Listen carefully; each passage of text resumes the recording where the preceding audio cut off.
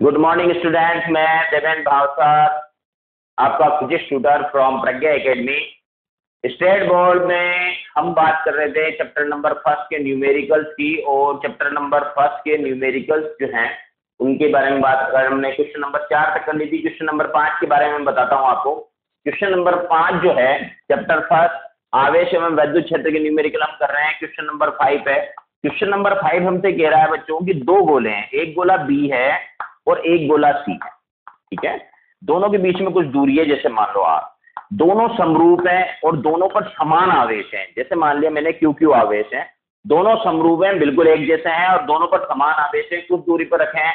तो यहां पर इन दोनों के मध्य जो बल है, ठीक है, वो कह रहा है कि एफ है। क्वेश्चन कह रहा है कि कितना है एफ, और हमारे हिसाब से कितना होना चाहिए कि पहला आवेश क्यू, दूसरा आवेश भी क्यू और बीच की दूरी आर स्क्वायर, यानी K Q square upon R square बल एफ का मान है। ये समीकरण नंबर डॉट डॉट डॉट एक। क्लियर। अब चलो हम आप देखें, अब वो जो कहता है कि एक और तीसरा गोला है बिल्कुल इनके जैसा ही है, यानी कि समरूप है, और तीसरे गोले को पहले हम टच करते हैं किससे, बी। ये बी से हमने तीसरे गोले, तीसरा गोला समरूप है लेकिन अनावेशित है, इस गोले को नाम दे देता हूं मैं ए। ठीक है, तो पहले तो ये ए गोला बी से टच होता है, फिर इसको हम अलग करते हैं ऐसे, और फिर ये गोला ए जो है, ठीक है, ये यहां पर चलो साथ साथ क्वेश्चन भी करते जाते हैं। देखो, फिर ये कह रहा है कि तीसरा समरूप गोला है लेकिन अनावेशित है, वो पहले बी से स्पर्श कराया जाता है। तो बी पर आवेश कितना था, क्यों। आपको मालूम है कंसेप्ट यानी सिद्धांत ये है कि स्पर्श कराते समय कुल आवेश जितना भी होता है वो समरूप गोलों में डिवाइड हो जाता है। तो यहाँ पर कुल आवेश कितना है, क्यू, क्योंकि ए तो अनावेशित है यानी जीरो आवेश है, तो जीरो प्लस क्यू बराबर क्यू आवेश। अब ये जो क्यू आवेश है इसको डिवाइड करना है, तो यहाँ हो गया Q/2 और यहाँ भी हो गया Q/2। मीन्स अब गोले ए पर Q/2 आवेश आ गया, जो कि पहले अनावेशित था, वो भी कौन सा वाला आया, धन का। ठीक है, अब ये गोला ए जो है क्वेश्चन के अनुसार, अब ये गोला ए जो है वो गोले सी से स्पर्श होता है।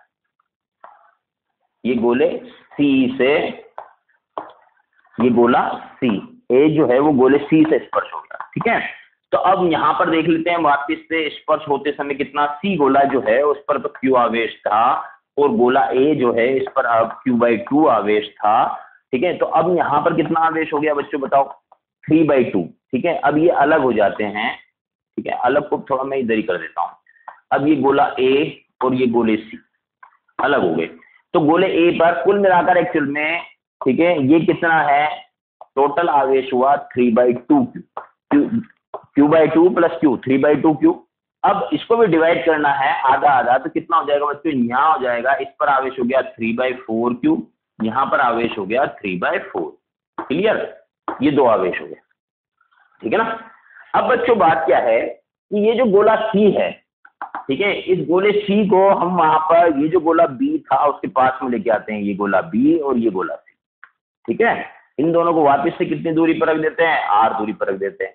अब इन दोनों को जब हम आर दूरी पर रख देंगे तो अब बल बताना है, गोले बी पर आवेश कितना है, Q/2, गोले सी पर आवेश कितना है, 3/4 क्यू। ठीक है, दोनों के बीच की दूरी कितनी है, आर। अब क्या करें, बल लगा दें। ये इस समय बल बताना है आपको F1। मान लिया मैंने कि इस समय बल लग रहा है F1। ठीक है, तो इस F1 का मान कितना होगा कि पहला आवेश है आपका Q/2, दूसरा आवेश है बच्चों 3Q/4। ठीक है, बीच की दूरी कितनी हो गई, R²। तो बल F1 बराबर, पहले इसको और अच्छे से लिख लेते हैं अपन, आपके पास हो गया Q² ऊपर बचा 3, 2 और 4 8 नीचे आएगा, यह आपकी समीकरण नंबर 2। तो इस समय बल ये है। ठीक है, तो इस बल F1 का मान आपको F के रूप में बताना है। किसके रूप में बताना है, F के रूप में बताना है। ठीक है, अब F के रूप में बताना है तो हम क्या करेंगे, समीकरण नंबर 2 में समीकरण नंबर 1 का भाग दे देंगे। ठीक है, तो देखो समीकरण 2 में समीकरण 1 का भाग दे दिया हमने। ठीक है, समीकरण नंबर 2 के लिए हमसे कि एक्चुअल में मेरा मान तो 3KQ² अपॉन कितना है, R² और 8 भी है, ये 8। ठीक है, और समीकरण नंबर 1 के लिए कि मेरा मान है KQ² अपॉन R²। तो ये KQ² R² से KQ² R² कैंसिल हो गया, तो आंसर कितने का आया, आंसर आया बच्चों 3/8। ठीक है, तो F1/F बराबर हो गया बच्चों 3/8। तो F1 इज इक्वल टू कितना हो गया 3F/8। ठीक है, ये आंसर होगा। क्लियर? हाँ गौरव सर बताओ क्या कहते हैं। देख रहे थे क्या? मैंने सोचा कोई काम तो नहीं।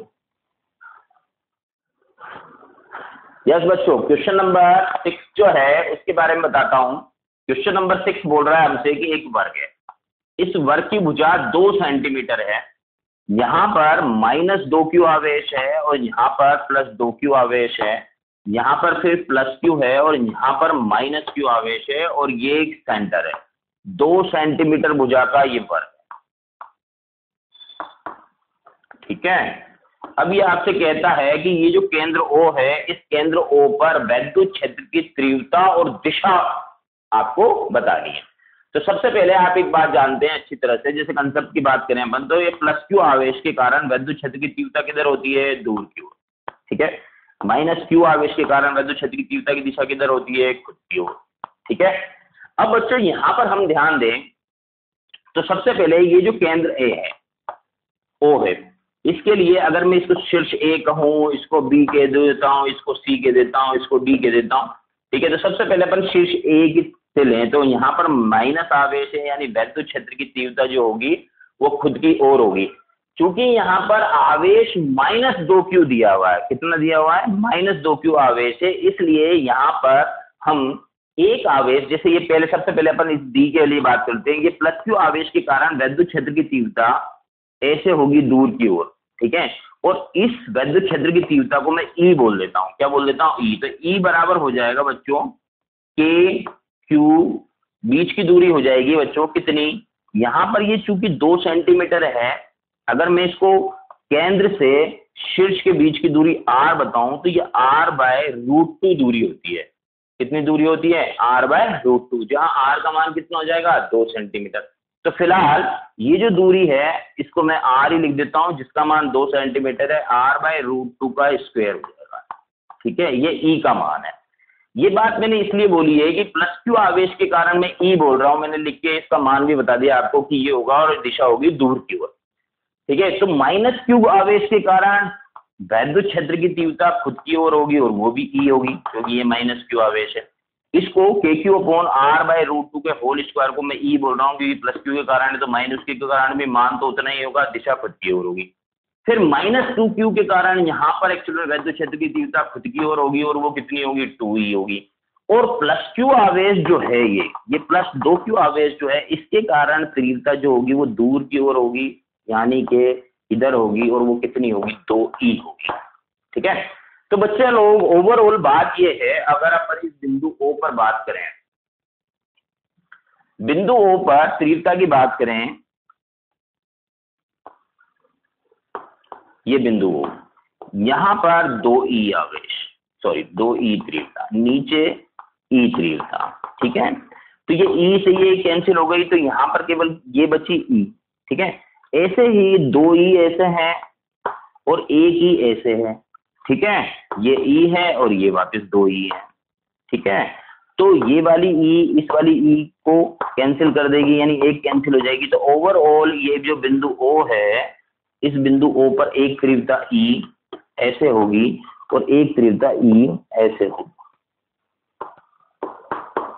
ठीक है, क्योंकि ये वर्ग का केंद्र है,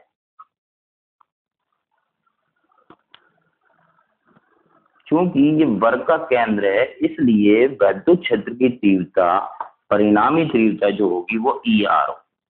ठीक है, अब इस ER का मान अगर हम निकालें तो ER बराबर होगा √E² + 2e फिर E। अब बच्चों दोनों के बीच में कोण थीटा के बारे में बताना है आपको। तो यहां पर ये जो कोण है, ठीक है, इस 2 को हटा देता हूं, इस 2 को हटा देता हूं, इसका आप कोई लेना देना नहीं,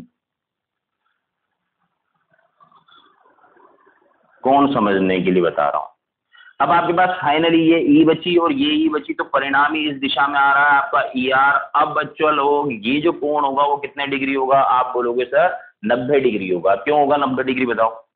क्योंकि ये इस तरह से है, एक वर्ग के 4 कोने पन्ने बनाए, ये सेंटर, एक कोना ये, एक कोना ये, एक ये, ठीक है। तो ये कोण 90 डिग्री, ये वाला कोण 90 डिग्री, ये वाला कोण 90 डिग्री और ये वाला कोण 90 डिग्री, यानी कि दोनों के बीच में ये कोण कितने डिग्री होगा, 90 डिग्री, यानी थीटा बराबर 90 डिग्री। तो cos 90 जो होगा उसका मान कितना हो जाएगा, 0।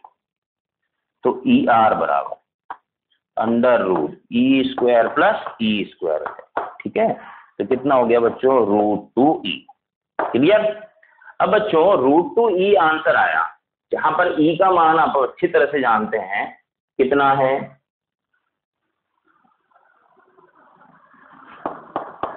परिणामी वैद्युत क्षेत्र की तीव्रता है √2e, जहां पर e का मान मैंने आपको बताया था KQ अपॉन कितना था, R/√2 का होल स्क्वायर, ये e का मान मैंने लिखा था। तो ER बराबर आपके पास आंसर आया √2 KQ R स्क्वायर अपॉन कितना हो गया बच्चों, 2, ठीक है। ये 2 ऊपर चला जाएगा, तो 2√2 KQ अपॉन R स्क्वायर, ये आंसर हुआ। फाइनल आंसर ये है, किसका है ये आंसर, परिणामी वैद्युत क्षेत्र की तीव्रता है, ठीक है। अब बच्चों दिशा की अगर अपन बात करें, इसने तीव्रता और दिशा दोनों के बारे में बात की थी। तो जैसे मैंने इसको A दिया, इसको B दिया था, ठीक है, इसको C दिया और इसको D शीर्ष दिया था, ये सेंटर था, ठीक है। अब ये जो O है सेंटर, इसको मैंने O दिया था, ठीक है। तो ये और ये वैद्युत क्षेत्र की तीव्रता E थी, ये वैद्युत क्षेत्र की तीव्रता E थी, ये बिंदु O है। अब ये जो A शीर्ष और D शीर्ष जो है, इनके बीच में यहाँ पर मैं कोई बिंदु दे दूं B, ठीक है। तो दिशा किधर हुई, O से B की ओर, ठीक है। तो हम यहाँ पर वैद्युत क्षेत्र की तीव्रता, परिणामी तीव्रता 2√2 KQ upon R square O से B की ओर, ये आंसर रहेगा, ठीक है। बताओ सर, गुरु सर कोई काम हो तो, काम तो होगा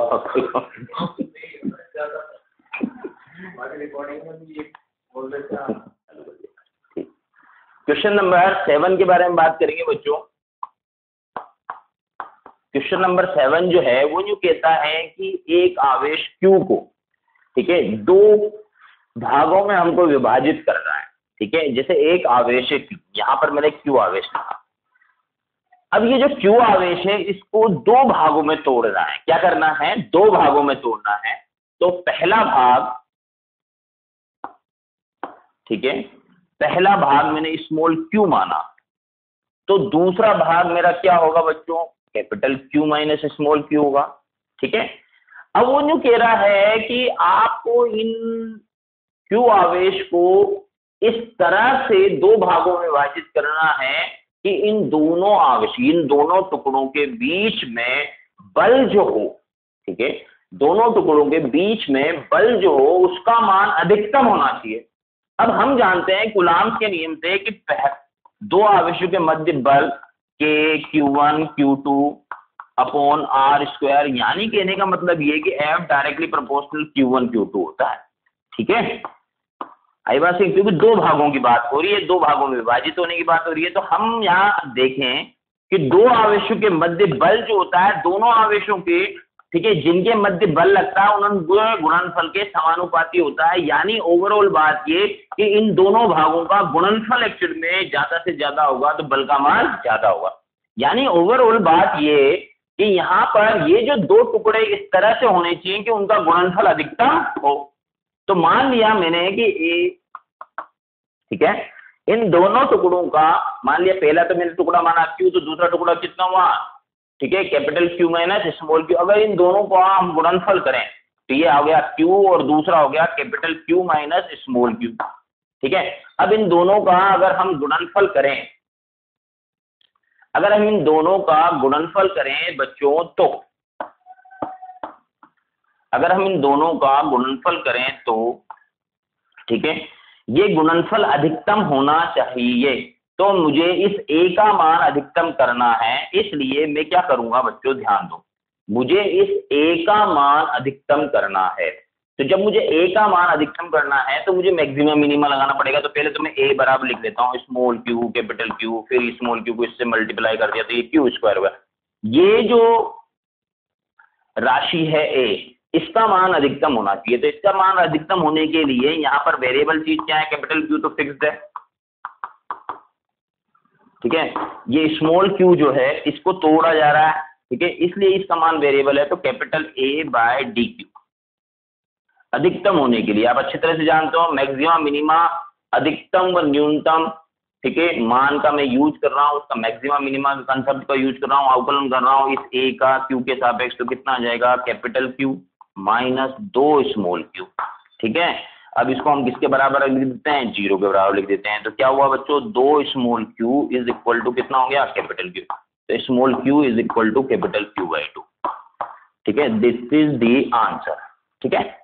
तो बच्चा लोग आप ध्यान दें इस बात पर कि जो आवेश है, ठीक है, ठीक है, उस आवेश को आपको, ठीक है, q बाई टू, क्योंकि यहाँ पर स्मॉल q का मान q बाई 2 आया, जैसे ये स्मॉल q बाई 2 है, ठीक है। तो यहाँ पर इस कैपिटल Q माइनस, ठीक है, स्मॉल q का मान q बाई 2 मीन्स इसका मान भी कितना आ गया, q बाई 2। यानी इस q को आपको 2 बराबर भागों में विभाजित करना होगा, तब इन दोनों टुकड़ों के मध्य बल का मान अधिकतम हो सकता है, ठीक है, क्लियर। फिर उसके बाद नेक्स्ट क्वेश्चन जो है आपका क्वेश्चन नंबर 8, इसके बाद नेक्स्ट क्वेश्चन जो है, ठीक है, वो है क्वेश्चन नंबर 8 जो है वो है कि क्वेश्चन नंबर 8 जो है वो है कि एक समबाहु त्रिभुज है, जिसको मैंने थ्योरी में भी बताया था, ठीक है। एक समबाहु त्रिभुज है और ये समबाहु त्रिभुज के यहाँ पर -2q आवेश, जैसे इसको शीर्ष ए बोल दिया मैंने, तो यहाँ पर -2q आवेश है, यहाँ पर +q आवेश है और यहाँ पर +q आवेश है। आपको इस निकाय का परिणामी द्विध्रुव आघूर्ण निकालना। द्विध्रुव आघूर्ण समझते हैं आप, P इक्वल टू कितना, Q इंटू 2a, इसका मान निकालना है, ठीक है। द्विध्रुव आघूर्ण एक सदिश राशि होती है जिसकी दिशा -q आवेश से +q आवेश की ओर होती है, ठीक है। अब बच्चों बात क्या कि यहाँ पर ये जो -2q है, इस -2q को मैंने इस लाइन पर, ठीक है, -q लिख दिया और इस लाइन पर -q लिख दिया। क्योंकि मुझे द्विध्रुव बनाने हैं तभी तो द्विध्रुव आघूर्ण होगा, तो ये -q से +q एक द्विध्रुव बना, मान लिया इसका द्विध्रुव आघूर्ण P1, ये -q से +q दूसरा द्विध्रुव बना, मान लिया इसका द्विध्रुव आघूर्ण P2, ठीक है। अब बच्चों चूंकि वो बोलता है कि समबाहु त्रिभुज है, क्या बोलता है, समबाहु त्रिभुज है, समबाहु त्रिभुज है, तो इसका मतलब ये हुआ कि P1 का मान P2 के मान के बराबर हुआ। समबाहु त्रिभुज है तो इसका अर्थ हुआ कि P1 का मान P2 के बराबर है। अब हम क्या करेंगे कि परिणामी ये PR, ठीक है, परिणामी द्विध्रुव आघूर्ण निकाल देंगे। तो हमको पता है कि इन दोनों P1 और P2 जिनके जो कि परिमाण बराबर है, जिसको अपन P लिख दें, तो इन दोनों P1 P2 के बीच में कोण जो होगा वो 60 डिग्री होगा, इसलिए परिणामी द्विध्रुव आघूर्ण PR बराबर होगा √ P1 का स्क्वायर P2 का स्क्वायर 2P1 P2 cos 60, ठीक है। तो PR बराबर √ P1 का मतलब P स्क्वायर, P2 का मतलब P स्क्वायर, फिर 2P फिर P cos 60 1/2, 2 से 2 हो गया कैंसिल, ठीक है। तो PR बराबर कितना आया बच्चों, √3P, ये √3, ठीक है। अब P का मान कितना होगा बच्चों, देखो ये -q आवेश है, ये +q आवेश है, तो एक का आवेश लेना है, तो आवेश का परिमाण कितना हो जाएगा, q इंटू दूरी जो कि 2a होती है, ठीक है। तो जो भी इसने दूरी दे रखी है वो दूरी लिख देनी है आपको। -q और +q आवेश के बीच में हम दूरी 2a लेते हैं, लेकिन शायद क्वेश्चन ने a दे रखी है, मैं एक बार देख लेता हूँ, बिल्कुल a ही दे रखी है, इसलिए आपका आंसर हो जाएगा, ठीक है, तो जहां आप 2a लिखते थे उसकी जगह -q और +q के बीच की दूरी इसमें a दे रखी है, तो आपको 2a के स्थान पर a लिखनी है, यानी PR बराबर √3 q इंटू a आंसर हुआ। क्लियर? इस तरह। चलो अब ये क्वेश्चन 9 हो गया बच्चों। क्वेश्चन नंबर 8, क्वेश्चन नंबर 9 के बारे में भी बात कर लेते हैं।